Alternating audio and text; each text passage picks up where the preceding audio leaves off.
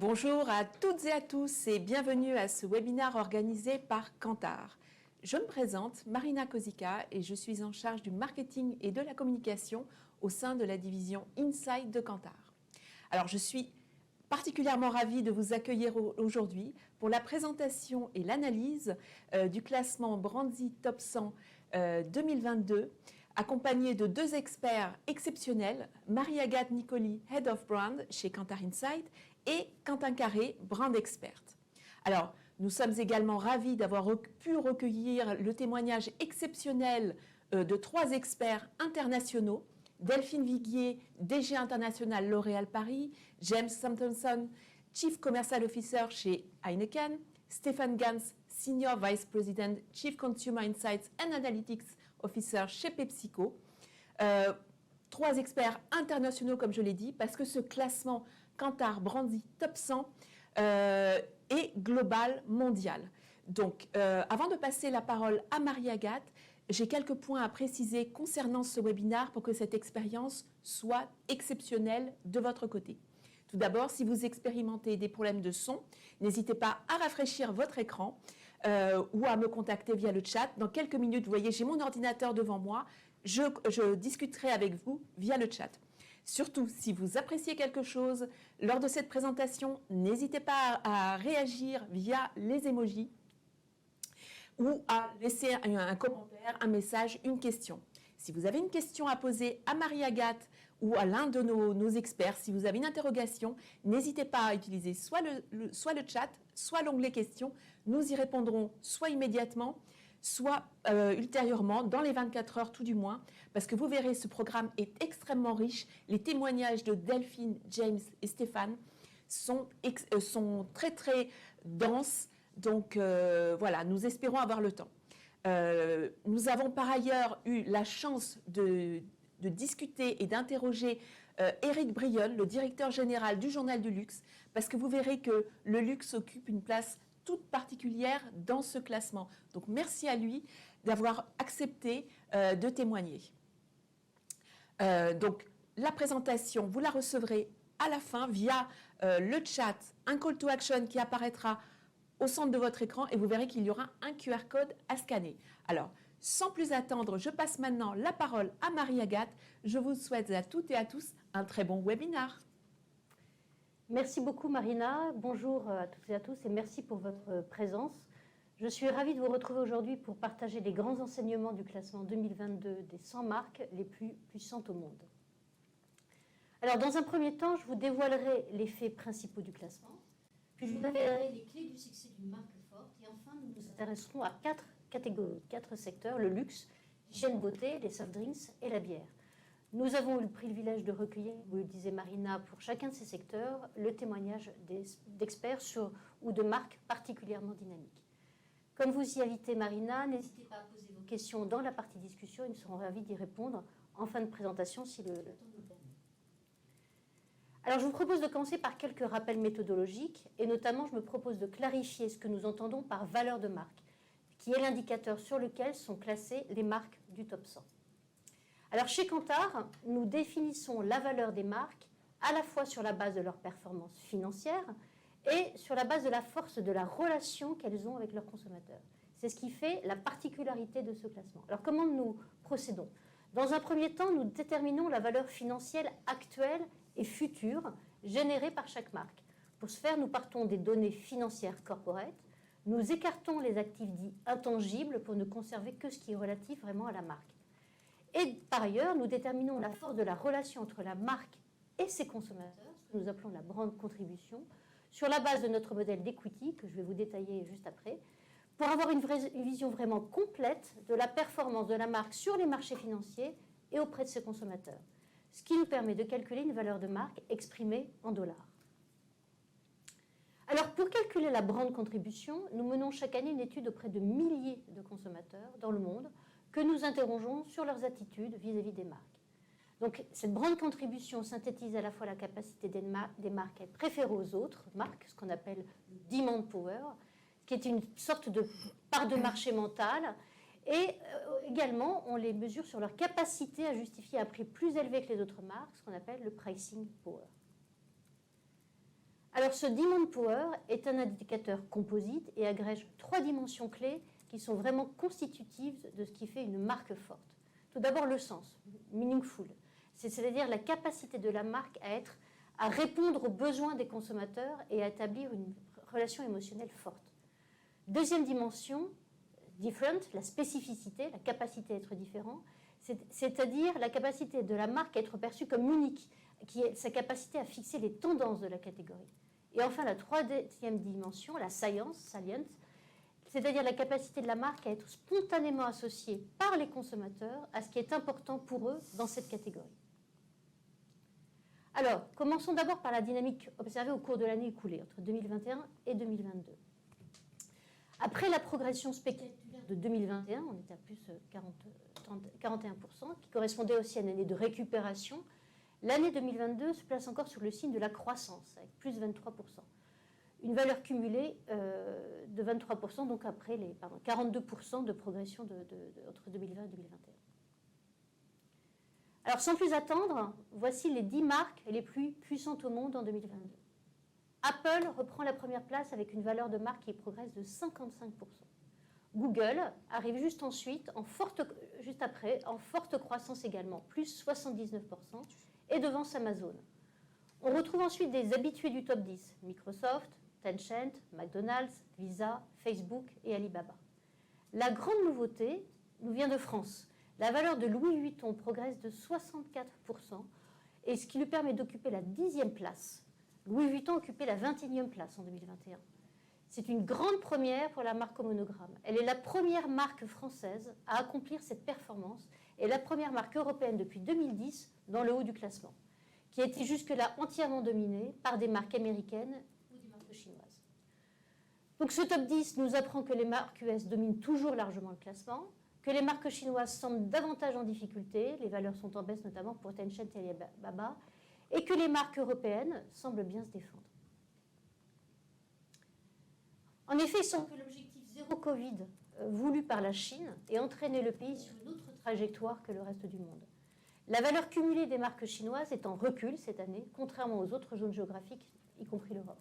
Et l'on compte 4 marques chinoises de moins que l'an passé dans ce classement.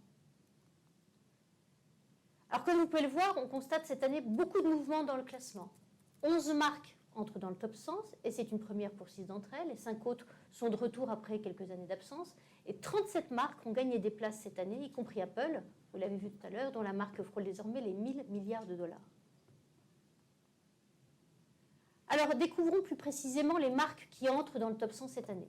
6 marques font leur entrée pour la première fois. Elles proviennent de pays différents, de catégories différentes. Parmi elles, Airbnb, qui retrouve des couleurs suite à l'essoufflement de la pandémie, jusqu'à aujourd'hui, et qui se place en 99e place. Et 5 autres marques font leur grand retour. C'est le cas de Lancôme, qui figurait déjà dans le top 50 des marques françaises les plus puissantes et qui réintègre cette année le top 100 mondial à la 87e place, après son absence du classement l'an passé. Et c'est aussi le cas de KFC et d'Aldi. Alors au-delà de ces mouvements, le classement 2022 se caractérise également par de forts taux de croissance pour certains secteurs d'activité, sous l'influence de marques leaders dont la valeur croît au-delà de la moyenne observée pour l'ensemble des marques, qui est de 23%. Alors la croissance est sans surprise particulièrement forte, marquée pour le luxe, avec les locomotives que sont Cartier, Hermès et Louis Vuitton, nous venons de le voir, dont la valeur progresse très fortement. Cartier a notamment profité d'une forte demande pour les biens dont la valeur ne s'érode pas avec le temps, et a pu ainsi afficher la plus forte progression du top 100, plus 88%. Les grands acteurs des réseaux sociaux, avec LinkedIn notamment, qui a été boosté en fait par un marché du travail qui est à nouveau soumis sous tension, a vu sa valeur progresser. Et enfin Tesla, qui pour la 3e année consécutive compte encore parmi les marques dont la valeur progresse le plus, car bénéficiant de la demande croissante pour les véhicules électriques. Alors maintenant que nous avons fait connaissance avec les marques qui composent le classement et que nous avons fait le point sur les grandes tendances de cette année, je vous propose de nous intéresser à ce qui caractérise ces marques fortes et en croissance. Alors sur les 3 dernières années, entre 2019 et 2022, la valeur des marques, sur la base de 142 marques, a progressé en moyenne de 61%. Nous avons donc cherché à comprendre quelles étaient les conditions à réunir permettant d'assurer et de maintenir cette croissance. Donc voici les résultats de cette analyse. Pour croître, une marque doit d'abord être différente. C'est vraiment le prérequis. La différenciation se construit par le positionnement, les innovations et les traits distinctifs physiques de la marque. On peut citer le design très repérable de certains produits ou simplement le logo de la marque. Mais ça ne suffit pas. Pour croître, il faut également faire résonner cette différence avec les besoins des consommateurs, rationnels ou émotionnels. L'expérience des produits ou services est à ce titre déterminante dans le succès de la marque. Et enfin, pour assurer la pénétration la plus forte auprès de la cible visée, la marque doit être présente à l'esprit et doit pouvoir s'appuyer sur une stratégie de communication pertinente. Alors, au-delà du top 100, notre équipe de valorisation a établi des classements de marques pour les plus puissantes dans 13 secteurs d'activité qui vous sont présentés sur ce slide. Je vous propose maintenant de zoomer sur 4 d'entre eux, le luxe, l'hygiène beauté, les soft drinks et la bière. Je vais aujourd'hui vous livrer quelques chiffres et partager des témoignages d'experts ou de responsables de grandes marques de ces secteurs qui, je l'espère, vous inspireront. Alors commençons par le secteur du luxe. Comme nous l'avons vu, les marques françaises ont particulièrement performé cette année. Les marques de luxe ont bénéficié de la reprise du marché chinois et américain et ont su tirer parti aussi de la dynamique retrouvée sur leurs marchés locaux. Les marques de luxe bénéficient d'une forte attractivité auprès des consommateurs chinois, comme vous le voyez sur l'indice de Brand Power à 125. Quand on le compare, même si le marché américain était très dynamique, au 113 obtenu sur le marché américain. Alors, dans un contexte très incertain, les marques de luxe semblent avoir retrouvé une certaine normalité via la réouverture des boutiques et elles constituent plus que jamais une valeur refuge, tout en restant connectées au monde d'aujourd'hui. Ce qu'on peut citer justement dans ces dimensions d'innovation, c'est au-delà du e-commerce qui prospère, et cela dans la continuité de la tendance accélérée par la pandémie, les marques de luxe explorent les mondes digitaux et ouvrent des boutiques virtuelles dans le métaverse en s'associant par exemple à des startups comme Aura Blockchain. Un exemple d'expérimentation dans le métaverse, le jeu vidéo Louis the Game, qui permet de retracer de manière ludique les moments clés de la vie de Louis Vuitton. En rattachant ses premiers NFT à Louis the Game, Louis Vuitton mêle ainsi l'univers virtuel à un héritage de marque fort. Alors l'avenir nous dira bien sûr s'il s'agit juste d'un effet de mode ou d'une vraie tendance porteuse de sens pour les marques et pour les consommateurs. Pour aller plus loin, je vous propose de regarder la vidéo d'Éric Brionne, directeur général de la rédaction du Journal du Luxe, qui commente pour vous, les grandes tendances du secteur.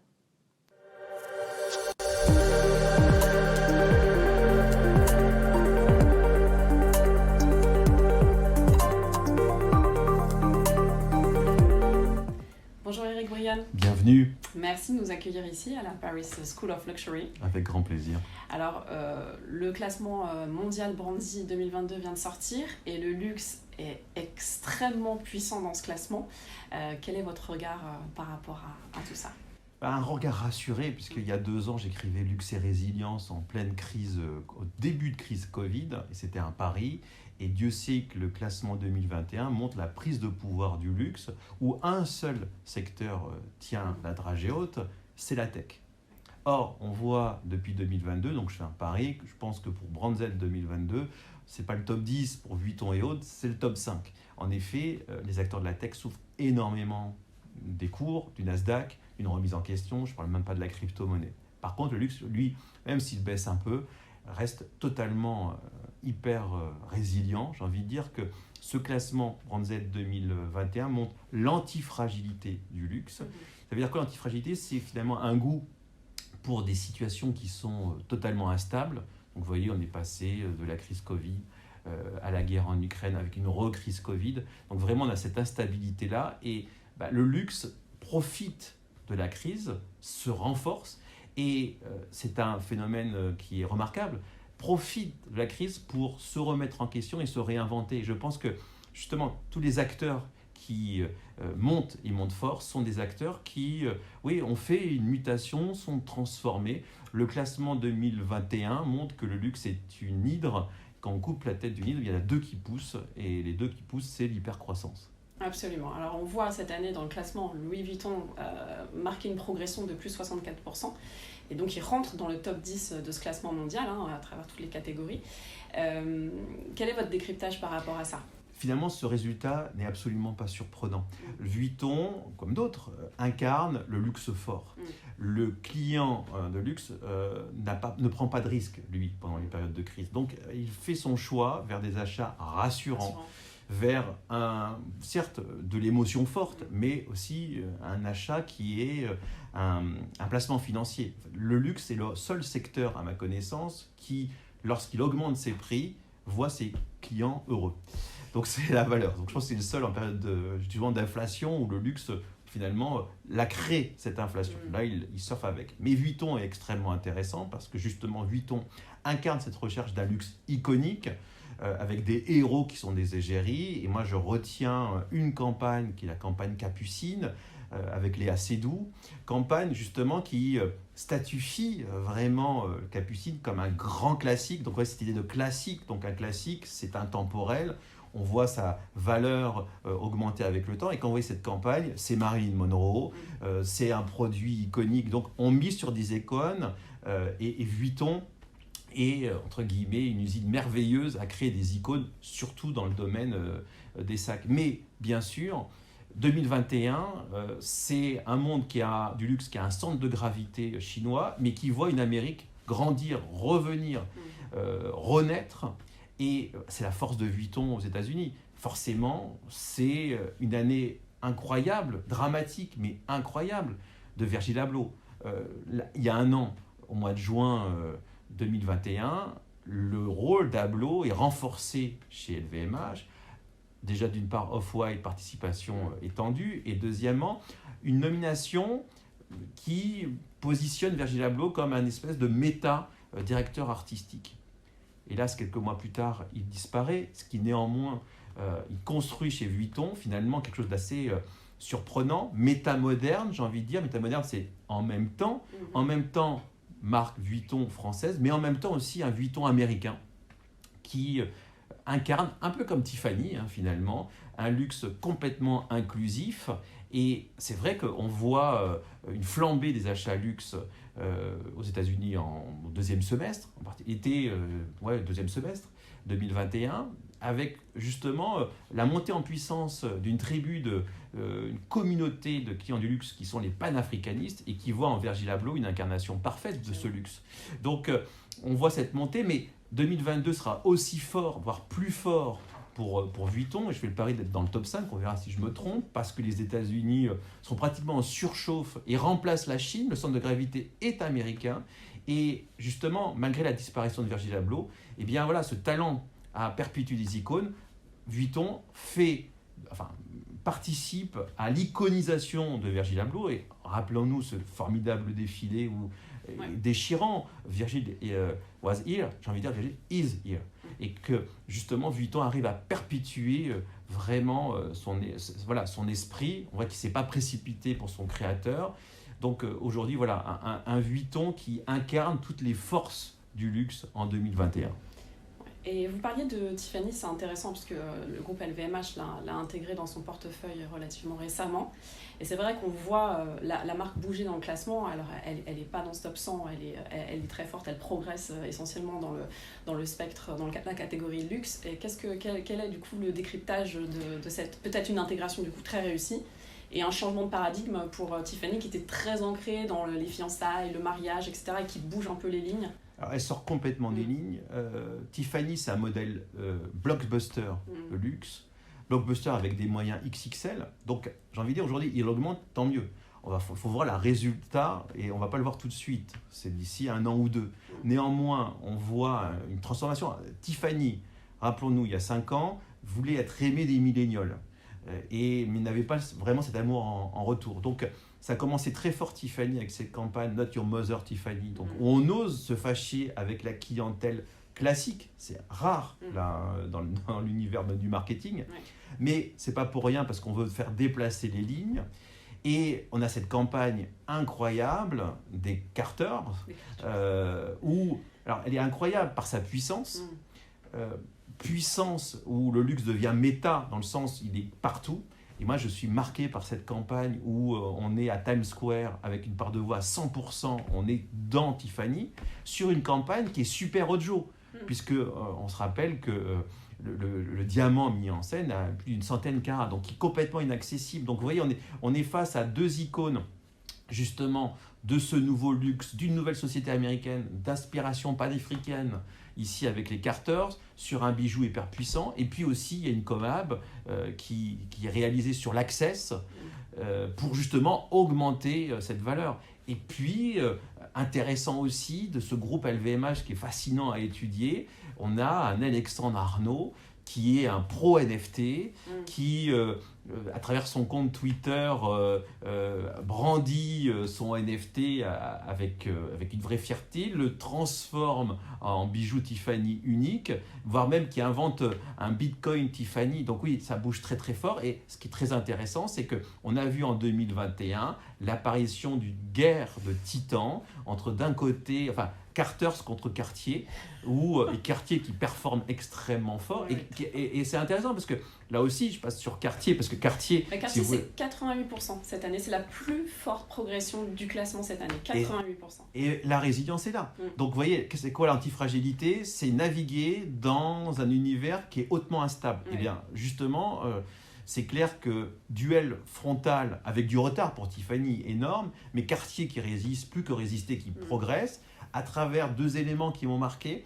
Le génie, on revient sur l'icône, l'importance d'avoir des icônes et des classiques. Il y a un génie chez Cartier, une recette magique. J'ai souvent interrogé justement dessus. Cette recette, c'est de savoir développer des icônes en les bousculant et en créant d'autres. Donc vous voyez, il y a un cycle merveilleux d'icônes. Et quand vous avez des icônes, je voyais des chiffres assez étonnants, quand vous avez un logo fort, des icônes fortes, c'est plus 30% en termes de performance économique. Donc la logomania, elle est bien là, même si elle est réinventée. Donc icône chez Cartier, mais aussi... oui, je ne vais pas dire une remise en question, mais la campagne de Noël 2021 m'a vraiment marqué, où là, il y a un combat de puissance. Vous voyez, Tiffany a sorti les Carters, et Cartier, lui, fait une campagne de Noël sur l'amour, mais avec ses 12 plus grandes égéries. Donc on voit, il y a un choc frontal, même si l'un ne parle pas de l'autre et vice-versa, mais c'est fascinant, parce que ça fait progresser le secteur ici, et que c'est fait en bonne intelligence. Ouais, absolument. Et ce qui est intéressant aussi, c'est que finalement, Cartier qui fait partie du groupe Richemont et Louis Vuitton qui fait partie du groupe LVMH, ce sont eux qui se sont associés pour créer le Aura Blockchain. Exactement. Donc on voit que ce sont vraiment les acteurs qui travaillent aussi sur ça profite au secteur dans sa globalité. Ouais. Et que ça, voilà, c'est aussi ça, la résilience, savoir travailler avec les autres, que les concurrents d'hier peuvent être les alliés, ou on peut être concurrent sur un secteur et allié sur une autre branche. Merci beaucoup Eric Briand. Merci à vous. Pour votre temps et à très bientôt.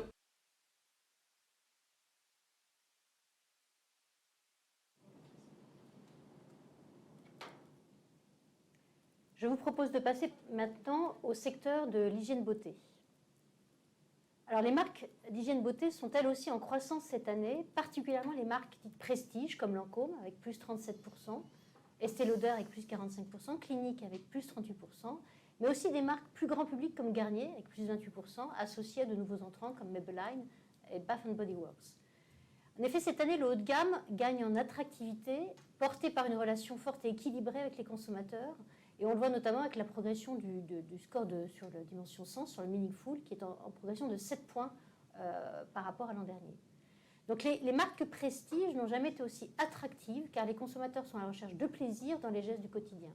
Donc il n'est donc pas surprenant que la valeur de L'Oréal Paris progresse si fortement cette année en tant que marque de luxe, mais accessible. À l'instar de L'Oréal Paris, la catégorie se premiumise. La frontière maintenant entre ce que proposent les marques grand public et les marques haut de gamme tendant à se réduire au bénéfice d'un segment dit mass premium. Alors, ce qui concerne L'Oréal Paris, vous voyez la progression très forte sur les dernières années. La progression de la valeur depuis 2 ans lui permet de rester dans la première moitié du classement. Alors, comment expliquer cette progression de 24% entre 2021 et 2022 ? Tout d'abord, les consommateurs souscrivent à son brand purpose. On voit l'indice de 108 sur cette dimension, soutenu par des communications perçues comme étant des communications de qualité, un indice de 115 sur cette dimension. La marque est aussi reconnue pour sa capacité d'innovation, c'est dans l'ADN de L'Oréal, qui est une innovation unique, un indice de 107, la largeur de gamme de produits, avec un indice de 110, et la qualité de ses produits, indice de 111. Donc sans surprise, L'Oréal Paris est une marque qui sort du lot dans sa catégorie. Pour augmenter sa valeur, elle s'appuie aussi sur sa forte différenciation et progresse sur les dimensions de science et de sens depuis un an. Mais qui peut mieux parler des enjeux de la marque et de ses succès que Delphine Viguier, directrice générale de la marque L'Oréal Paris. Je vous propose de l'écouter tout de suite.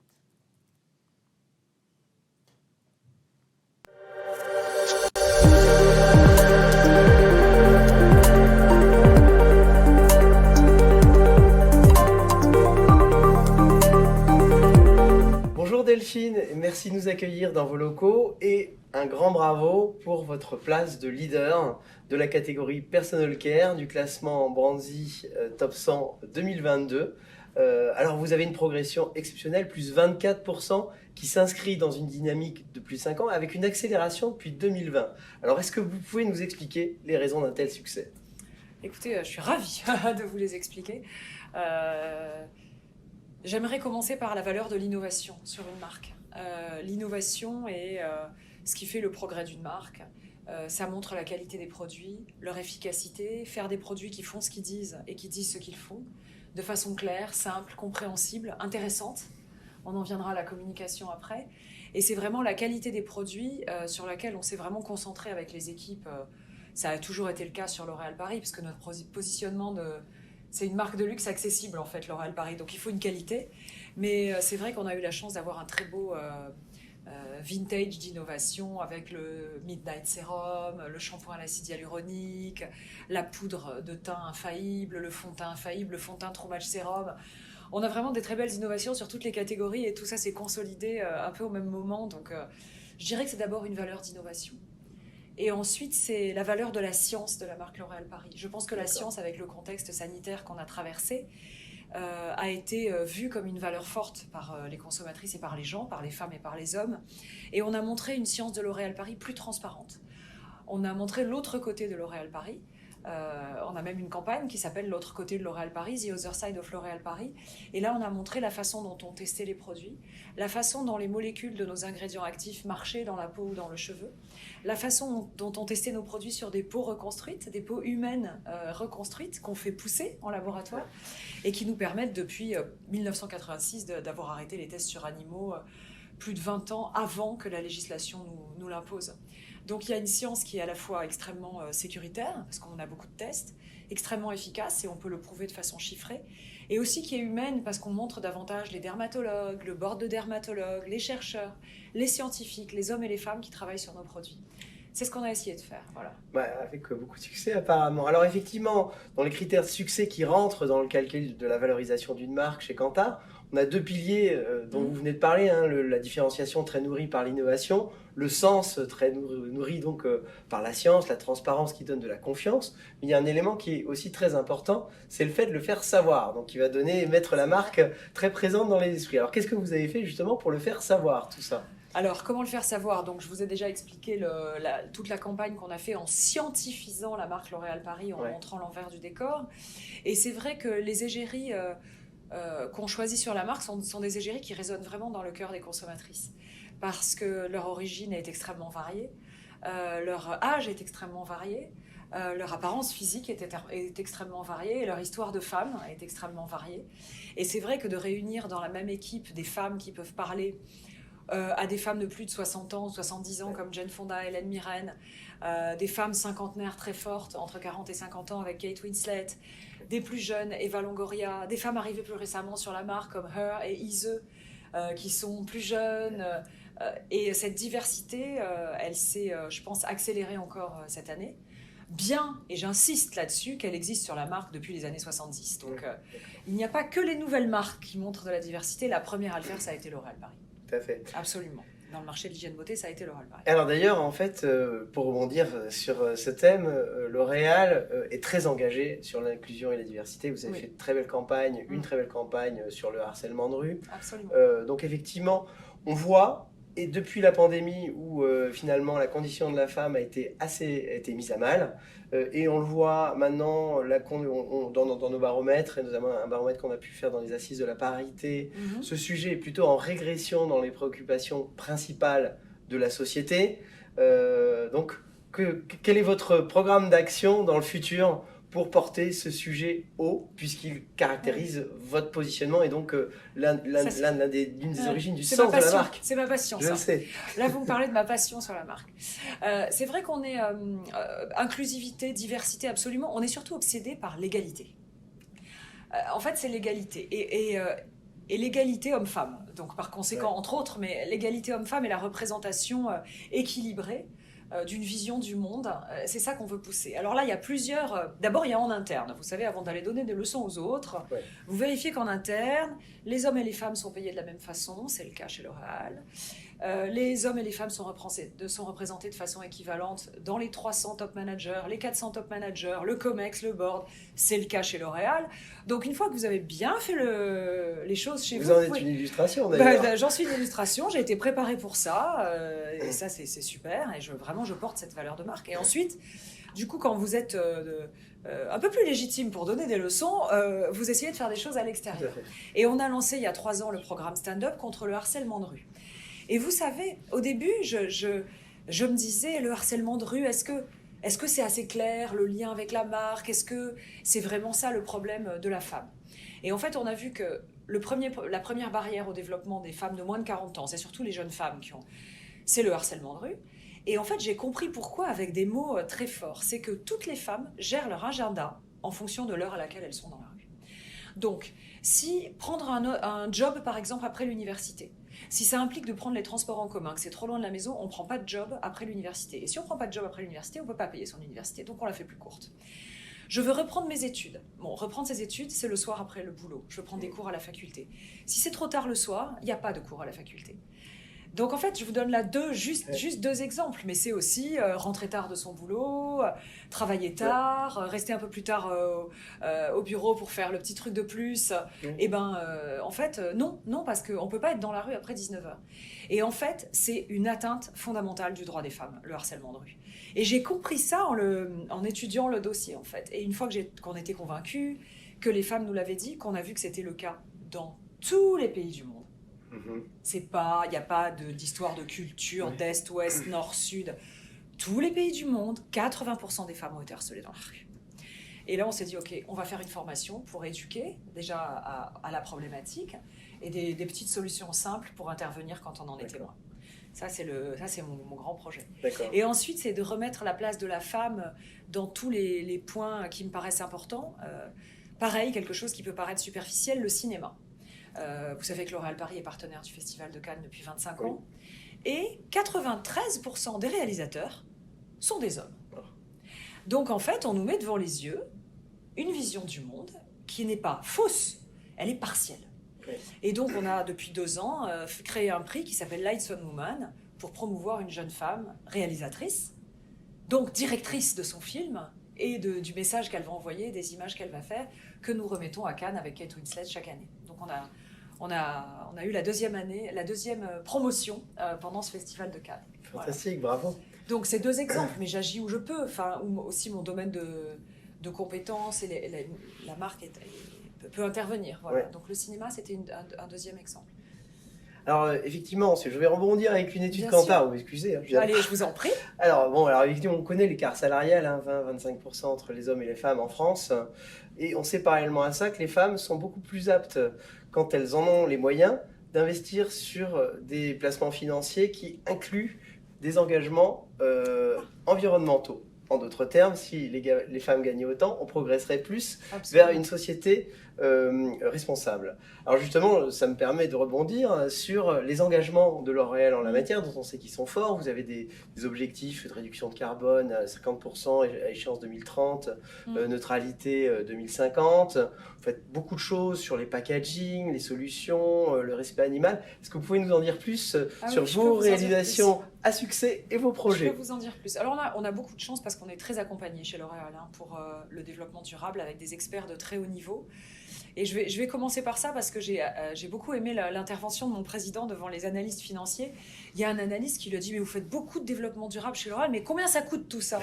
Et mon président a répondu « Je ne sais pas et ça ne m'intéresse pas. » Donc je trouve que c'est assez courageux de répondre ça à un analyste financier, mais ça donne bien le ton. Donc le ton est donné, donc vous connaissez nos engagements, je pense, réduction du carbone de 50%, des émissions de carbone de 50% sur l'intégralité de nos scopes, hein, donc c'est pas comme la plupart de nos concurrents. C'est les 3 scopes, ouais. C'est les 3 scopes, donc c'est aussi l'utilisation chez la consommatrice, donc l'eau chaude qu'elle utilise pour rincer, le produit qu'elle jette, comment va se recycler le produit, donc c'est une réduction sur l'ensemble du scope, donc ça passe par des produits plus légers, faits avec moins de matière, des formules qui sont plus biodégradables, des shampoings qui se rincent plus facilement, des matériaux qui ne sont pas issus de la chimie du carbone, des matières premières renouvelables et en quantité abondante sur la planète. Et donc on joue sur tous les points, parce qu'en fait, je sais que souvent on aime bien résumer en disant c'est le plastique, c'est le CO2. En fait, pour agir sur le CO2, vous devez agir sur 50 paramètres. Le poids des produits, le plastique recyclé, le verre recyclé, un verre plus léger, un plastique plus léger, une formule qui se rince plus facilement, une formule qui n'utilise pas de dérivés de la pétrochimie, un matériau qu'on ne va pas trop chauffer pour le fabriquer, une formule qu'on ne chauffe pas. Donc vous voyez, la liste est infinie, mais le chiffre que je veux dire, c'est 50% de réduction de CO2 à 2030 et neutralité carbone en 2050. Voilà. Donc j'avais pris des petits produits pour vous écoutez, montrer. Non mais voilà, effectivement. ce que je trouve intéressant, c'est que sans changer la qualité du produit, on a utilisé 100% de plastique recyclé et recyclable pour fabriquer ce flacon. Donc en fait, une très belle réalisation. Donc il est assez joli, il est brillant, il y a peu de différence avec le flacon précédent, en fait aucune pour la consommatrice. Et on n'extrait plus de pétrole pour fabriquer ce plastique. Et il est entièrement recyclé et il se jette, c'est important qu'il puisse se jeter d'un seul bloc, sans rien enlever, dans la poubelle de tri, de recyclage plastique. Et ensuite il est réutilisé. Les progrès qu'on a encore à faire, c'est le rendre plus transparent. Il est trop opaque pour être correctement trié. Donc là, on a les nouveaux qui arrivent qui ont une légère transparence. Ils sont rouge foncé transparents. Et ensuite, c'est de réduire encore sa taille. On trouve que le capot est trop gros et donc on va lancer un Elsev plus léger, réduit en poids. Donc voilà. Plastique recyclé, ensuite plastique facilement trié et ensuite le poids. Et le deuxième produit, vous souhaitez en Je parler? l'ai pris pour la biodégradabilité de la formule, qui est biodégradable à 99%, donc il disparaît dans l'eau de rinçage, en fait, qui est biodégradée, qui se dégrade et qui se redégrade en molécules, évidemment non toxiques pour l'environnement et surtout réutilisables dans l'écosystème, que ce soit par les plantes. Voilà. Parfait. Écoutez Delphine, merci beaucoup pour votre témoignage. On comprend maintenant beaucoup mieux les raisons de succès de la marque L'Oréal Paris, qui s'inscrivent en plus dans une vision long terme. Donc on est à peu près persuadé qu'on pourra vous reparler l'année prochaine. Absolument. Pour commenter un chiffre de croissance, on l'espère encore plus fort. Et donc bravo pour toutes ces belles réalisations, cette belle croissance. L'année 2022 se présente très bien. Merci de me le demander. Félicitations. Merci beaucoup. Je vous propose maintenant de parler d'alimentaire et plus particulièrement de la catégorie des boissons sans alcool, des soft drinks. Alors les marques de boissons sans alcool représentent 77% de la valeur cumulée de la catégorie alimentaire et boissons et sont à la source de sa croissance. Alors on peut noter la croissance de Red Bull avec plus 20%, de Nespresso avec plus 32%, de Lipton avec plus 21% et de Nescafé à plus 19%. Ces marques bénéficient en fait de tendances assez opposées. D'une part, les marques de café continuent de bénéficier du dynamisme de la consommation à domicile, alors que les marques de soft drinks ont, pour ce qui les concerne, bénéficié du regain de la consommation à domicile. Toutes ces marques s'adaptent en plus à la question assez épineuse et très contemporaine de l'inflation dans le domaine alimentaire et modulent leur stratégie. Certaines vont choisir la shrinkflation en réduisant les formats. D'autres font le pari d'augmenter les prix, car leur brand equity leur permet de le faire, alors qu'un dernier groupe de marques va lancer de nouveaux produits. À ce titre, les dernières innovations mettent au jour deux tendances, des parfums à la fois totalement nouveaux et surprenants, qui feront parler d'eux sur les réseaux sociaux et particulièrement sur TikTok, ont fait leur entrée sur le marché. On peut citer le goût pêche-tomate proposé par Fanta. Et les compositions se font également plus naturelles, à l'instar de J-Fit de Gatorade, qui est une boisson à base de jus de pastèque, de sel marin, de stevia, sans arôme, édulcorant ou colorant artificiel. Alors regardons maintenant comment Pepsi s'inscrit dans ces tendances en écoutant Stephen Guns, Chief Consumer Insight and Analytics Officer de PepsiCo.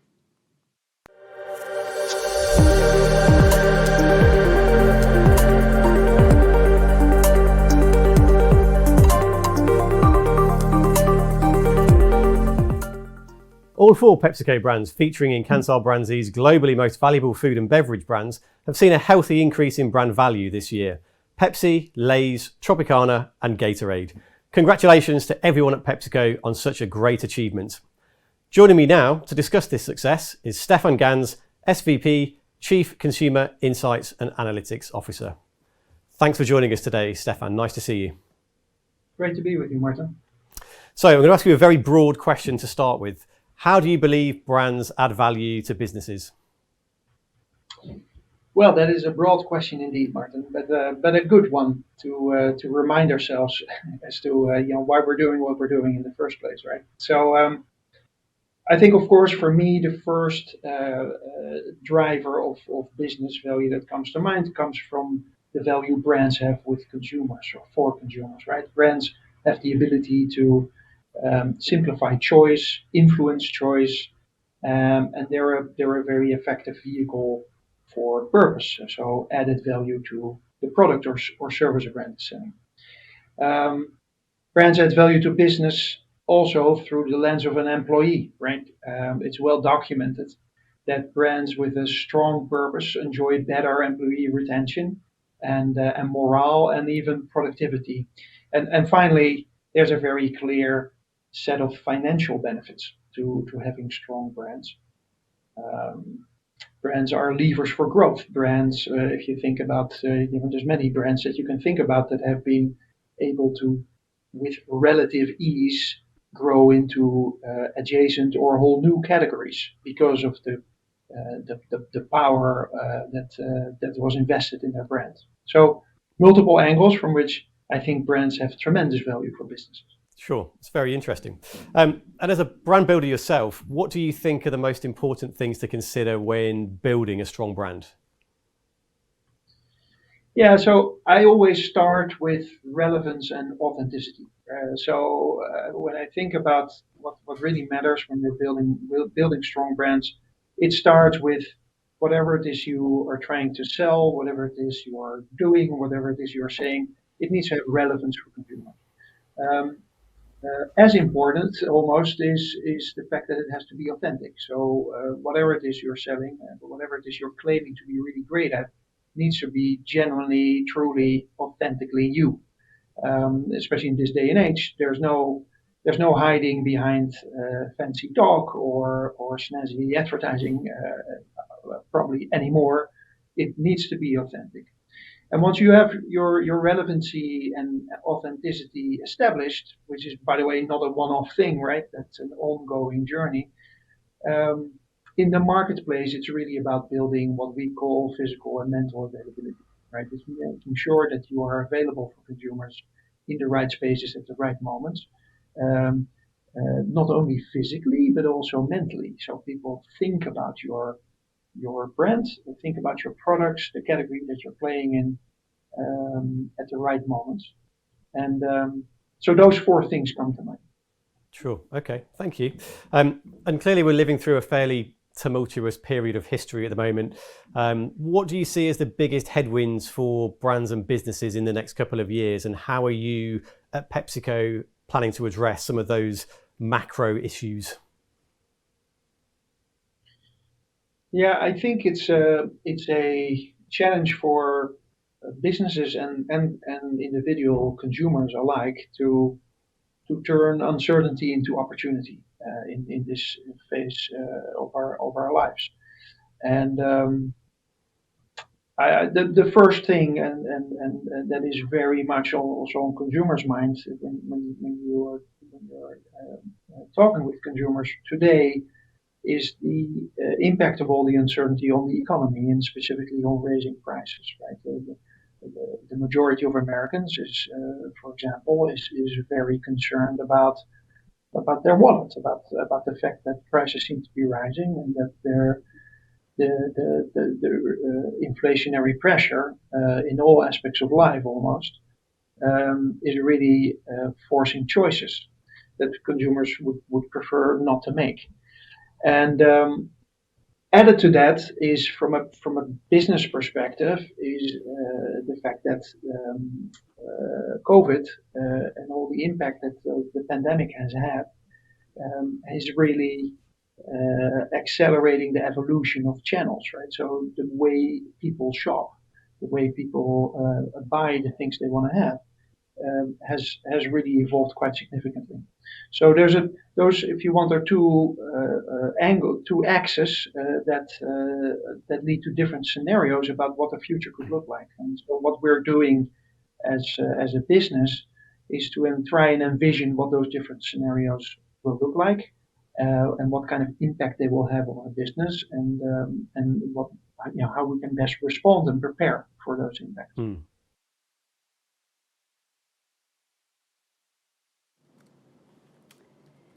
Et pour terminer, je vous propose notre dernier zoom catégoriel avec le secteur de l'alcool. Alors, dans le secteur de l'alcool, je propose de nous intéresser plus spécifiquement aux marques de bière, dont les évolutions sont très diverses. Certaines marques étant en croissance, avec plus 16% pour Heineken, plus 15% pour Guinness, tandis que d'autres ont rencontré plus de difficultés, avec Bud Light à moins 14% ou Skol avec moins 17%. Nous savons que les consommateurs ont continué à maintenir des liens sociaux et à consommer de l'alcool pendant le confinement.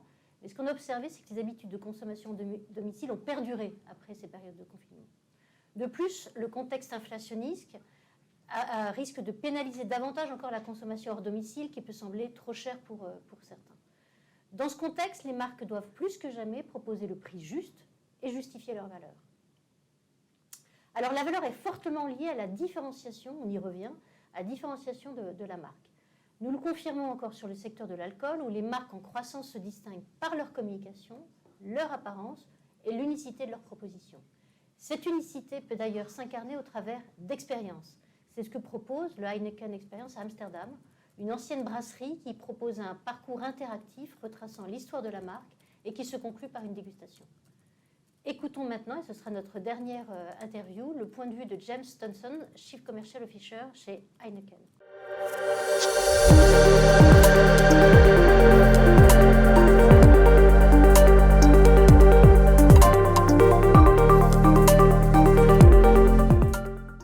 Heineken has seen a tremendous increase in brand value this year, increasing by 16%. A huge congratulations to everyone at Heineken for this achievement. I'm here with James Thompson, Chief Commercial Officer at Heineken.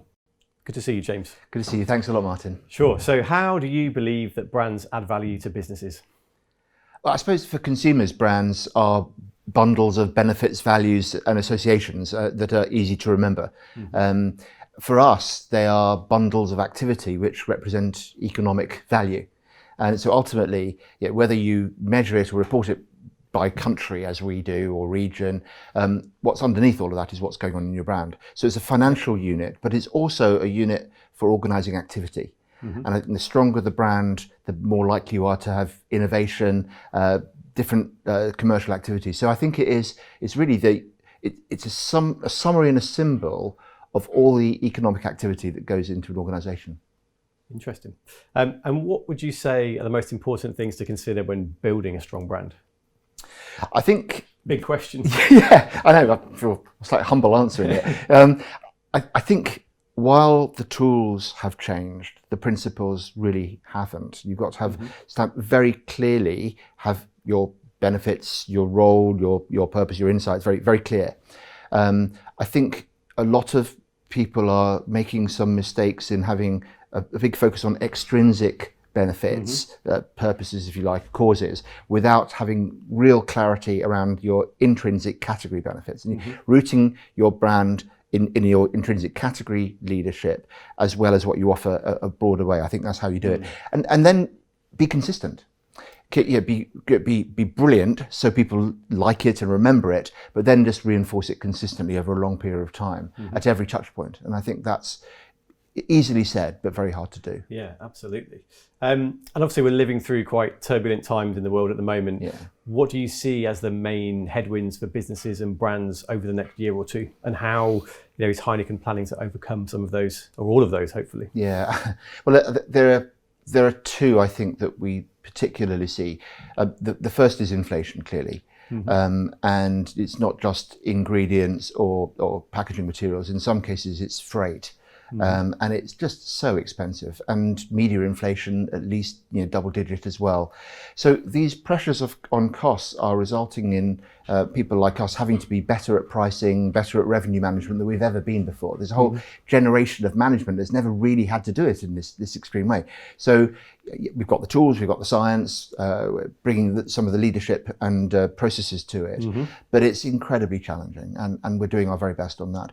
I think the other one, particularly for our world, is the impact of what's going on in terms of how people feel about the world, given the wars, given the impact on cost of living, and what's happening with the disease up and down and so on and on. What's happening to socializing?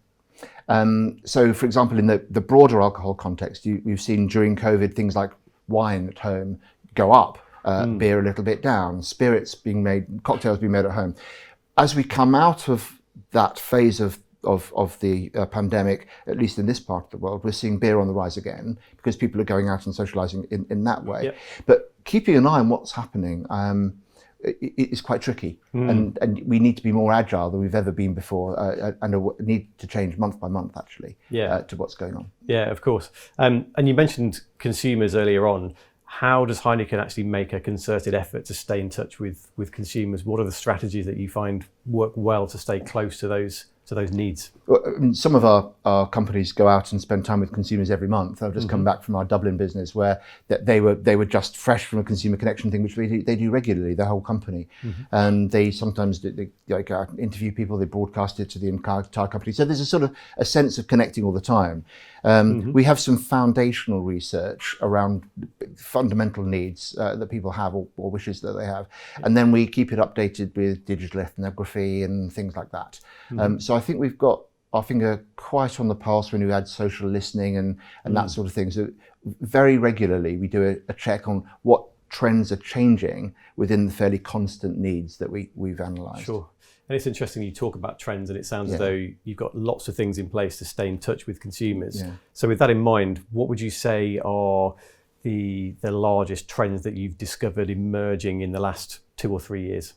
Obviously, it's been a turbulent time, as we said. But how would you sum that up?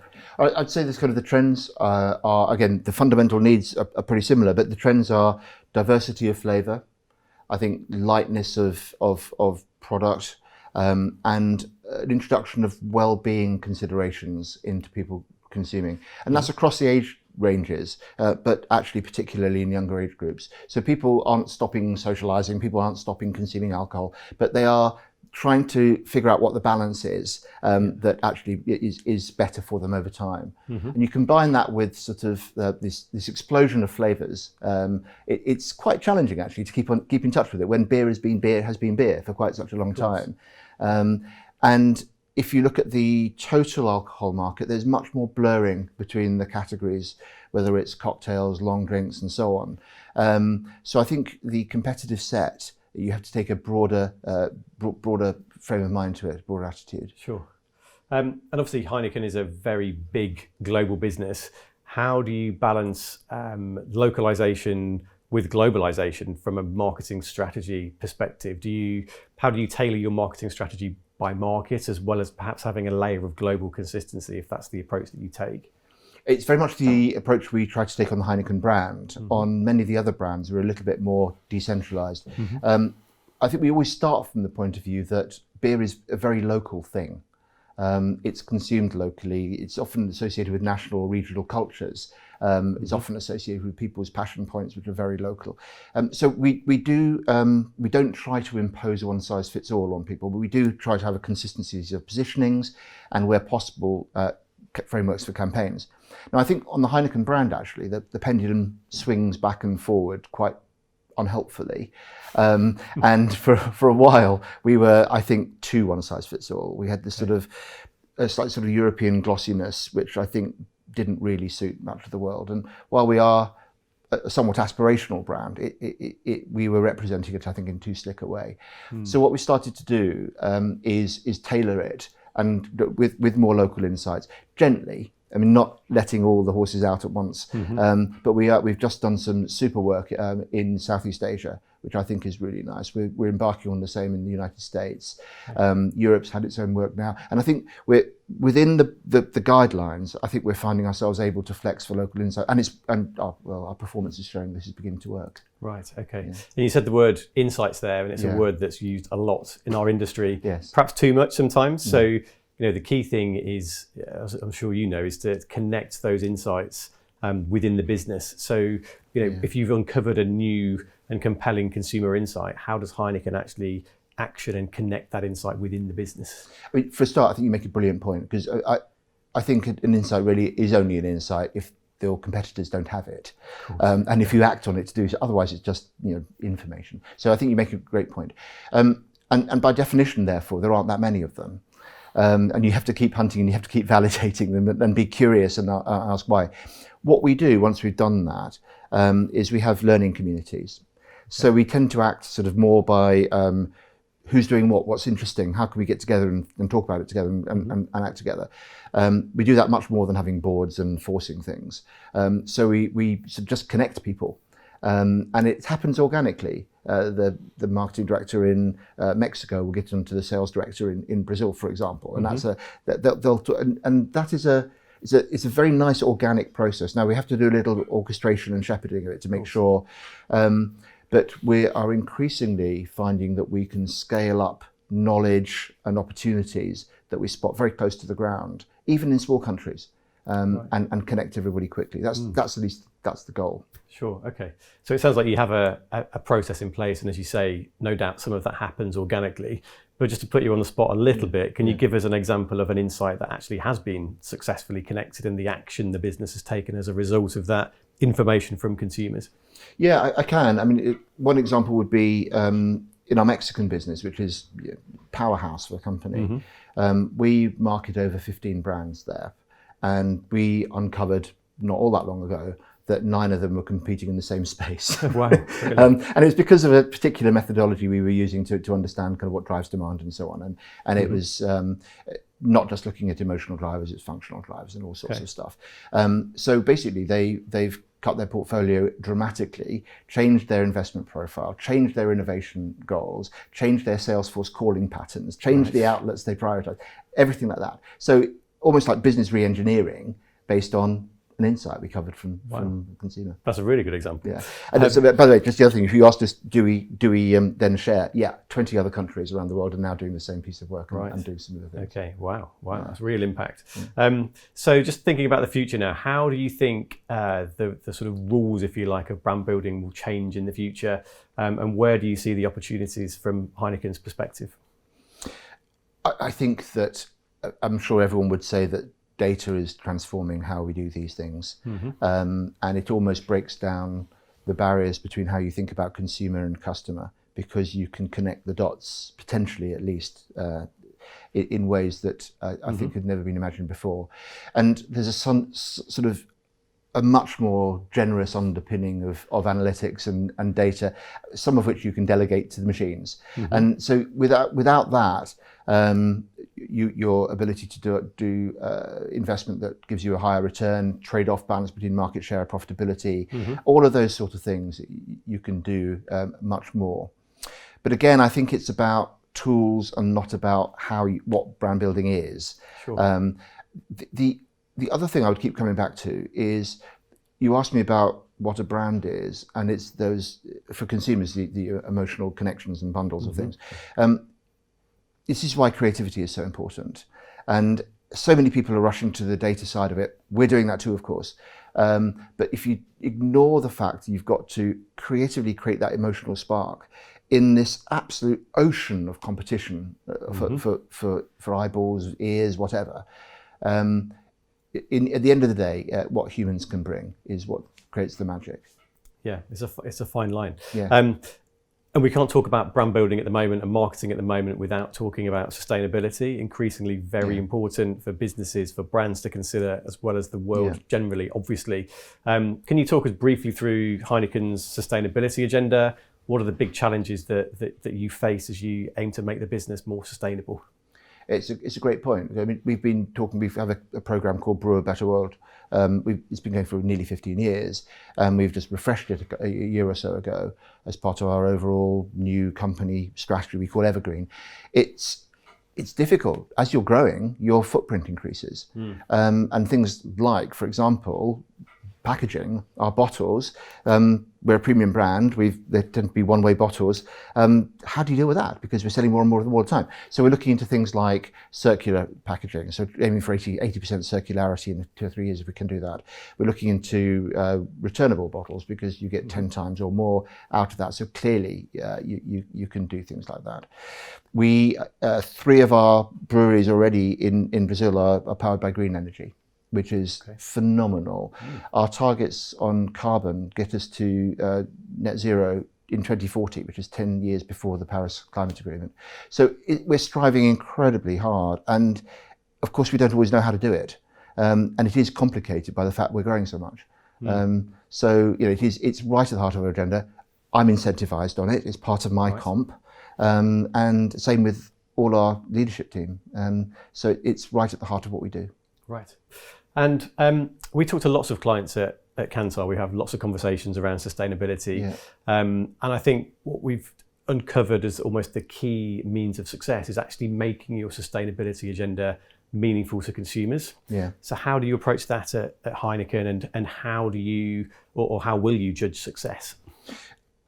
We're incredibly cautious about this, right? I think that greenwashing is not just going to have a backlash against it. It's just nauseating as a practice in its own right. It's the wrong thing to do.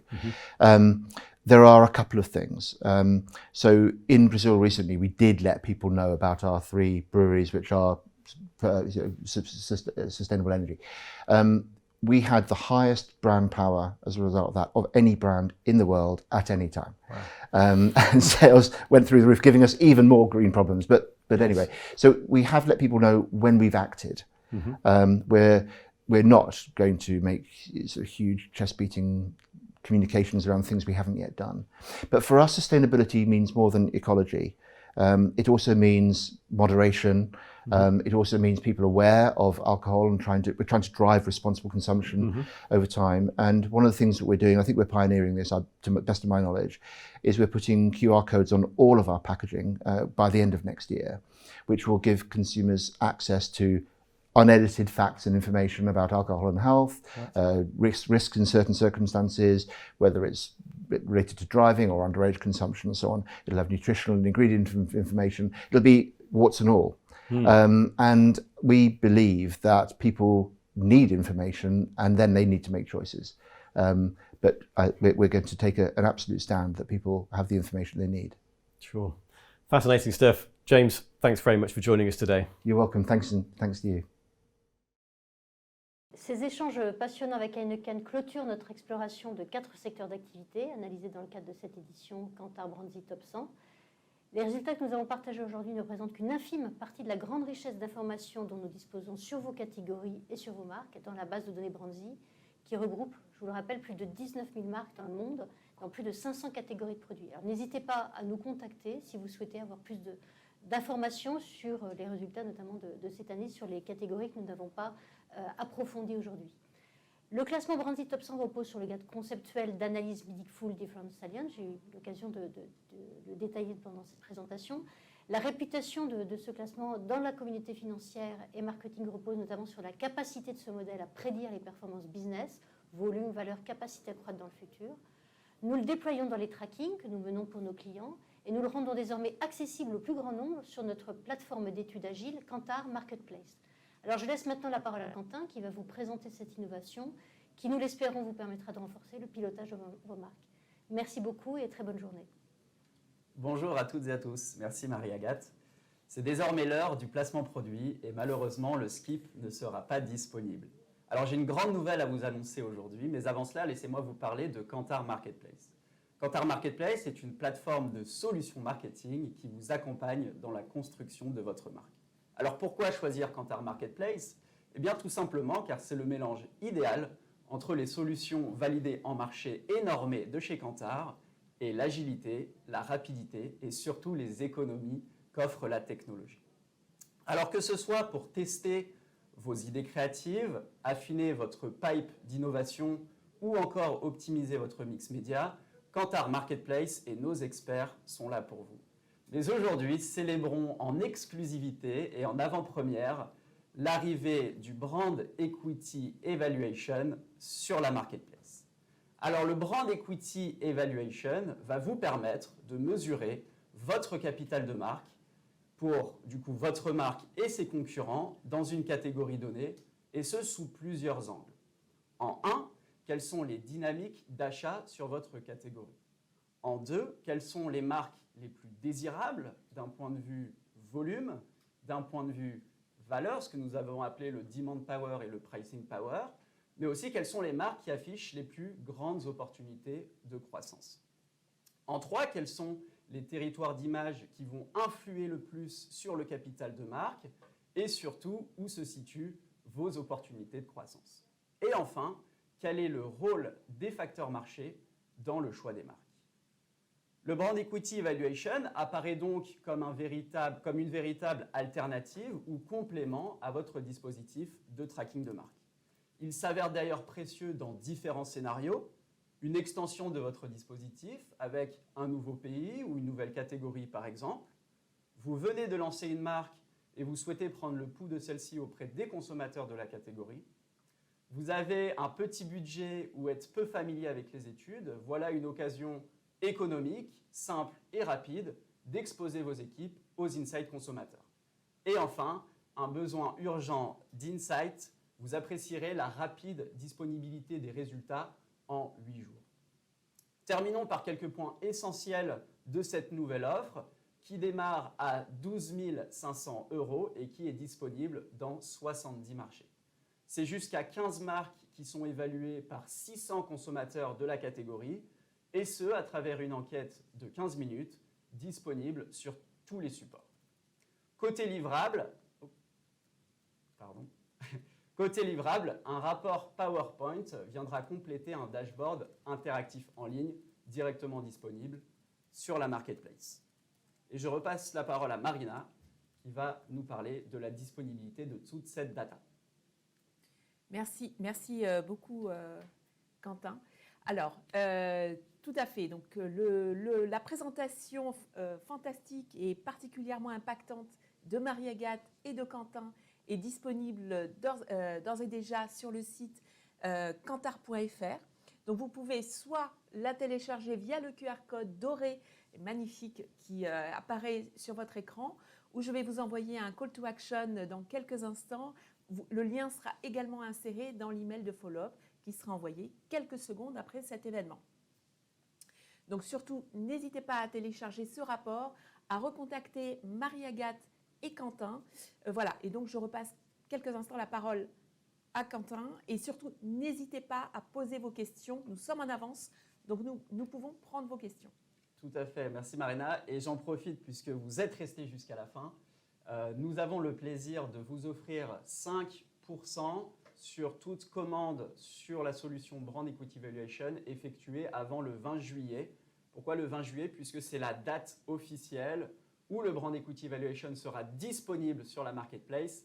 Mais pour vous, nous avons une offre Early Bird de moins 5%. Donc je répète, avant toute commande, avant la date officielle du 20 juillet.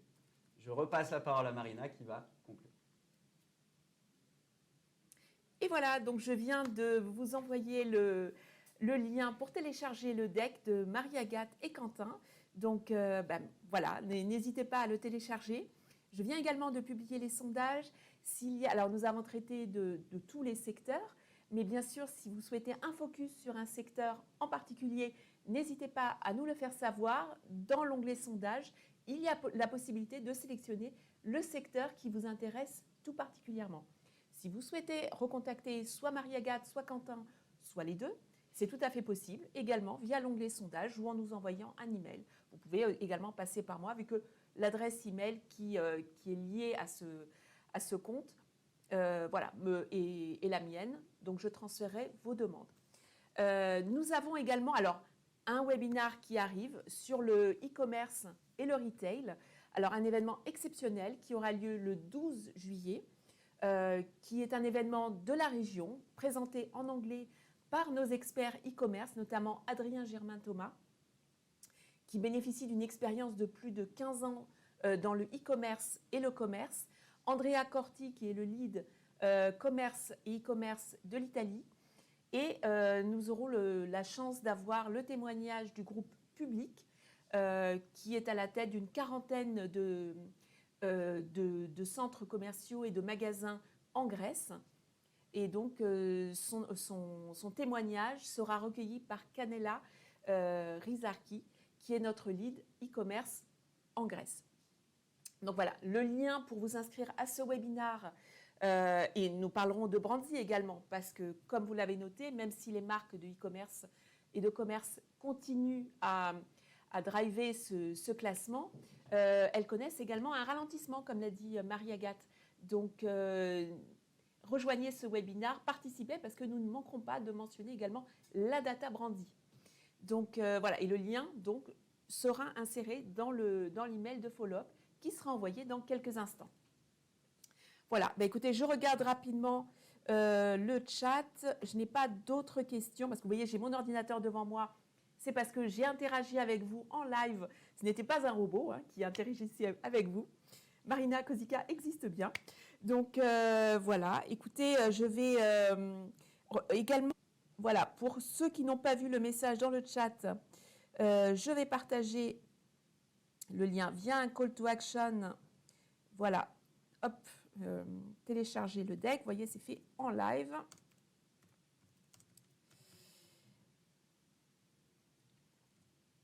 Et voilà, donc vous pouvez le télécharger immédiatement. N'hésitez pas à le faire, à recontacter Marie-Agathe et Quentin.